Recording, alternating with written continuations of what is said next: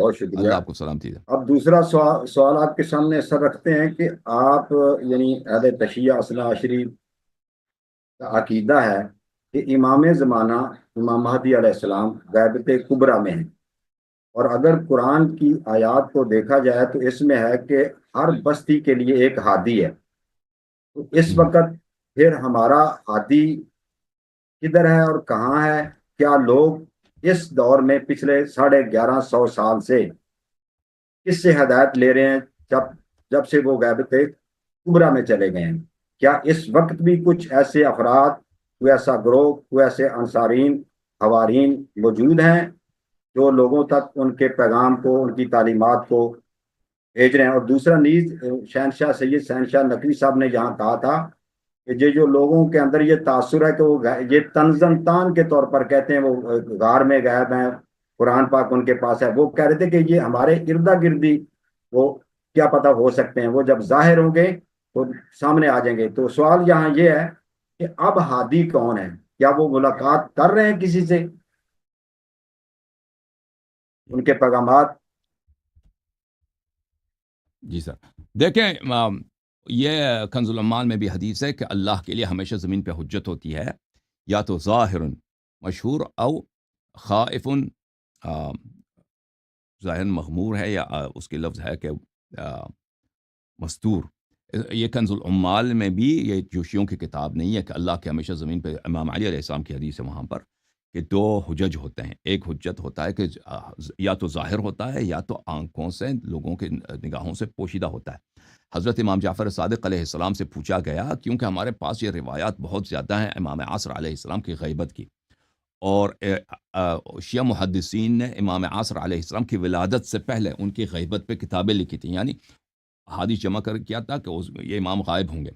تو حضرت رسول صلی اللہ علیہ وآلہ، امام امیر المؤمنین علیہ السلام، فاطمہ الزہرا سلام اللہ علیہا، امام حسن، امام حسین علیہ السلام، اسی طرح بقیہ ائمہ علیہ السلام، امام عصر علیہ السلام کی ولادت سے پہلے بار بار ان کی طویل غیبت کی پہ تصریح کی تھی کہ ان کی غیبت ہوگی۔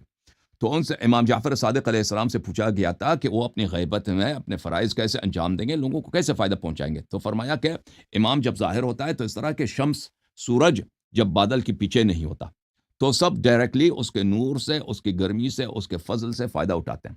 اور جب امام غائب ہوتا ہے تو ایسا ہے کہ وہ بادل کے پیچھے ہوتا ہے۔ بادل کے پیچھے جب سورج ہوتا ہے تو اس کی نور، اس کی روشنی اور اس کی گرمی لوگوں تک پہنچتی ہے، لیکن وہ سورج خود نظر نہیں آتا۔ حضرت امام دیکھیں، کل بھی میں نے عرض کیا تھا کہ یہ جو تنزن کہا جاتا ہے کہ غار میں، یہ غار میں کفار تانا دیتے تھے مسلمین کو، رسول اللہ صلی اللہ علیہ وسلم کو، کہ تمہارے نبی کو تو نبوت غار میں ملی ہے، تمہارے نبی تو اپنے گھر سے بھاگ کے غار میں چھپ گئے تھے۔ ہمارے پاس یہ غار میں چھپ جانا یہ کوئی عیب نہیں ہے۔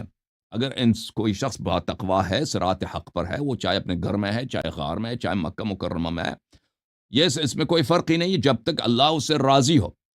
اور جو غار میں تھے وہ رسول اللہ صلی اللہ علیہ وآلہ وسلم تھے۔ ہمارے پاس کوئی حدیث، کوئی روایت نہیں ہے کہ حضرت امام مہدی علیہ السلام کسی غار میں تھے، یا کسی غار میں گئے ہیں، یا کسی غار میں انہوں نے پناہ لیا۔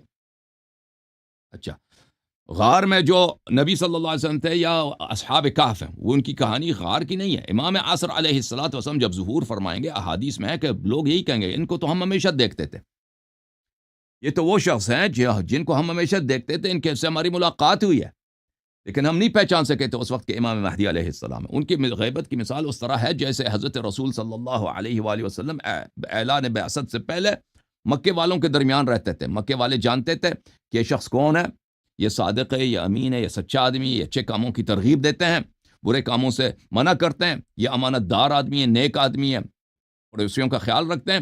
لیکن یہ کہ کیا وہ یہ پیغمبر خاتم الانبیاء ہیں، یہ کسی کے ذہن میں نہیں تھا، یہ خاتم الانبیاء۔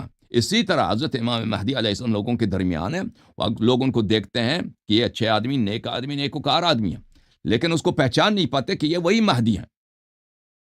مہدی ہیں جو حضرت امام حسن عسکری علیہ السلام کے صاحبزادے ہیں اور رسول صلی اللہ علیہ وسلم کے وارث ہیں، مگر یہ کہ وہ خود اپنے آپ کو کسی سے معرفی کر دیں، کہ کسی ایسے شخص سے معرفی کر دیں۔ دنیا میں ایسے افراد بہت سارے ہیں جو حضرت امام عصر علیہ السلام کو جانتے ہیں، پہچانتے ہیں، یا ان سے ملاقات کرتے ہیں، لیکن وہ ہمیشہ یہ ہوتی ہے کہ کیونکہ غیبت کا تقاضا یہ ہے کہ ان کو حکم ہوتا ہے کہ ان کے زبان پہ زپ ہو، ان کی زبان پہ تالے ہوں، وہ اپنا زبان کہیں نہ کھولیں. تو ان ایسے شخص کو بتایا وہ نہیں بتاتے جو رازداری نہیں کر سکتا. تو ایسے افراد ہیں دنیا میں جو امام علیہ السلام سے ملتے ہیں، ان کے اوامر بجا لاتے ہیں. یہ عرض ہے امام عصر علیہ السلام کی. اور یہاں پہ مثلا بہت سارے کتابیں، مثلا کتاب ہے مرزا نوری رحمہ اللہ کی النجم الثاقب، ایک بہترین کتاب ہے النجم الثاقب، امام عصر علیہ السلام کے احوال عصر غیبت میں. وہ میں سمجھتا ہوں اردو زبان میں بھی اس کا ترجمہ ہو چکا ہے. جو حضرات دیکھنا چاہتے ہیں اس کو پڑھیں، وہ بہت بہترین کتاب ہے النجم الثاقب، محدث نوری رحمۃ اللہ علیہ کی. جھوم جاؤ شیو، جھوم جاؤ، پرواز کرو، کیوں فخر سے سر اٹھا، کیونکہ اللہ تعالیٰ نے تمہیں انتخاب کیا. صراط حق پر صرف تم ہو، صراط ایمان پر صرف کیا، کیونکہ اللہ تعالیٰ نے تمہیں انتخاب کیا. صراط حق پر صرف تم ہو، صراط ایمان پر صرف